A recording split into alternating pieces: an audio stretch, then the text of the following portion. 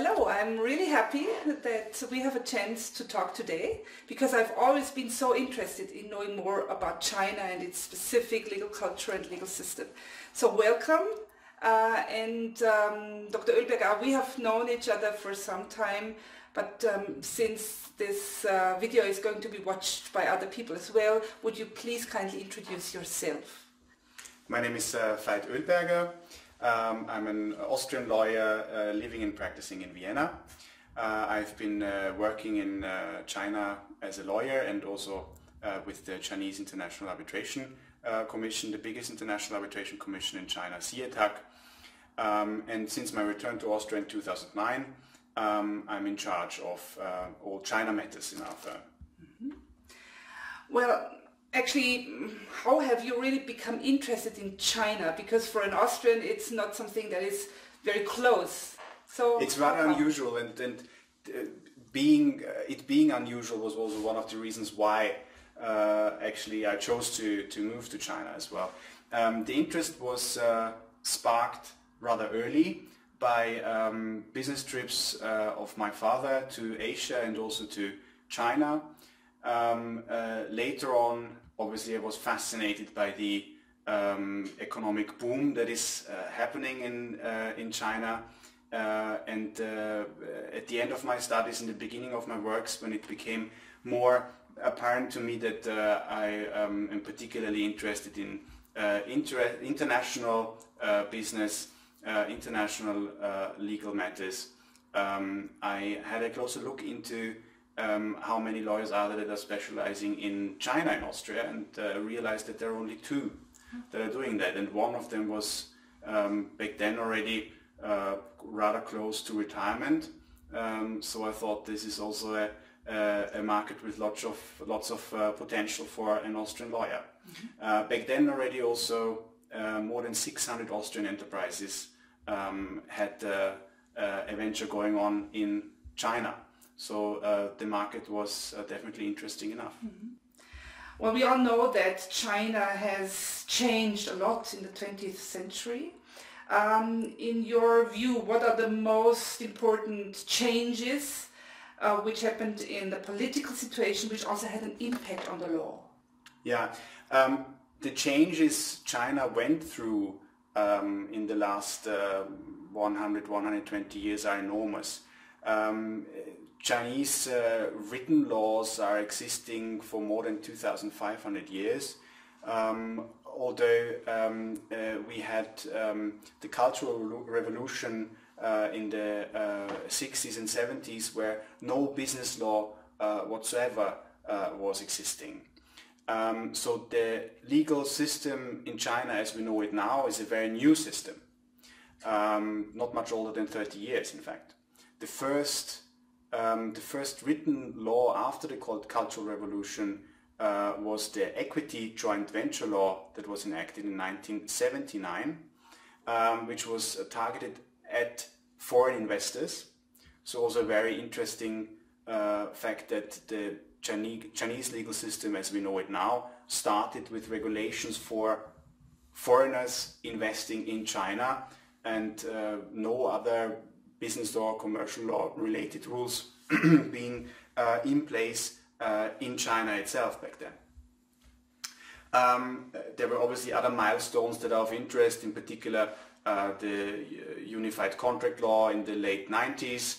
A major milestone was the accession of China to the WTO, which also boosted the legal development of the country due to its obligations in its accession treaty to the WTO.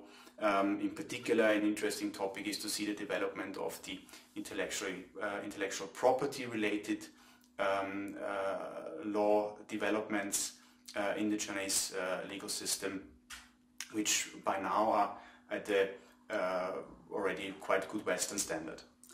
That brings me to my next issue.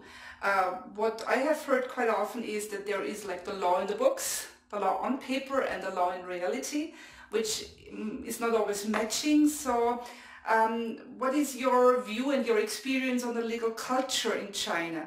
Would a European or a US company be able to rely on the enforcement of the law in China. What is the legal culture like?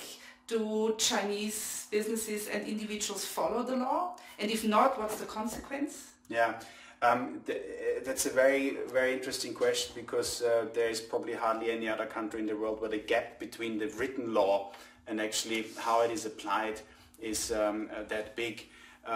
Going back maybe to the example of intellectual property protection, the laws are really rather advanced, but they are hardly sufficiently followed by Chinese businesses and individuals.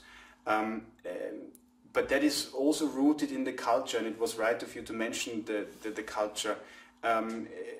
For example, the Chinese attitude towards copying is that it is a complement to the original, because it means the original must be so good that it's worth copying.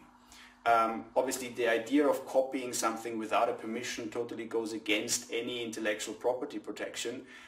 So there is no compliance at all in this towards the law as it is in China.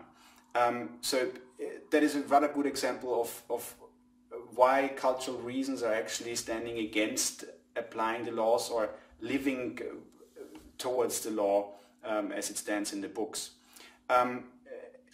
Also, the problem of enforcement is creating a wider gap between how it is in the books and how the practice is, because Chinese authorities, Chinese courts are lacking behind in the enforcement of the law as it stands.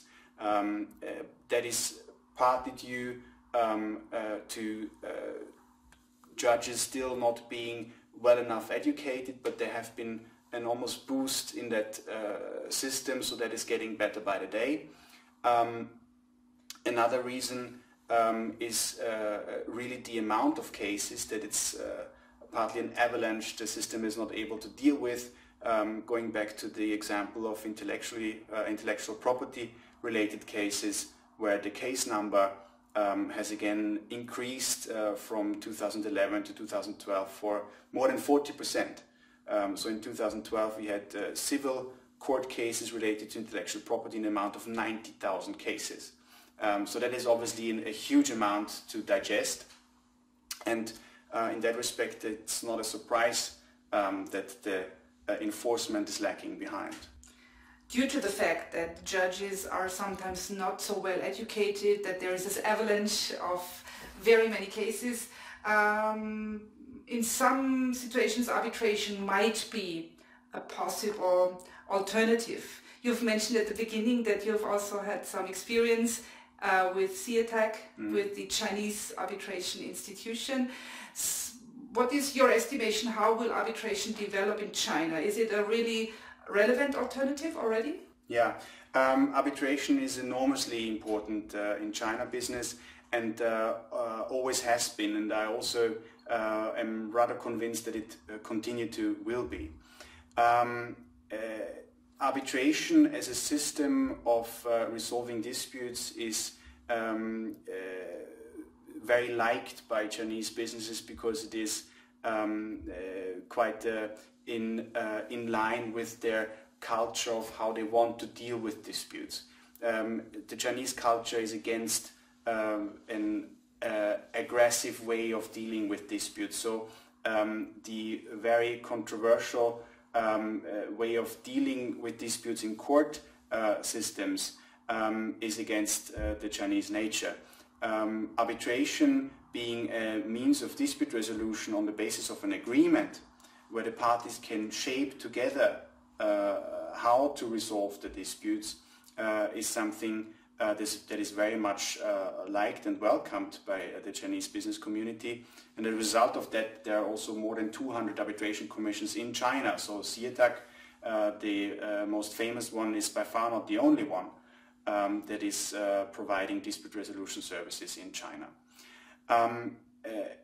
The main theoretical legal reason for arbitration having been important, and also for arbitration will be important in the future, is that there are only a very small amount of enforcement treaties between China and other countries. A court judgment from a Chinese court will not be enforceable in other countries, and for example an Austrian court judgment would not be enforceable in China.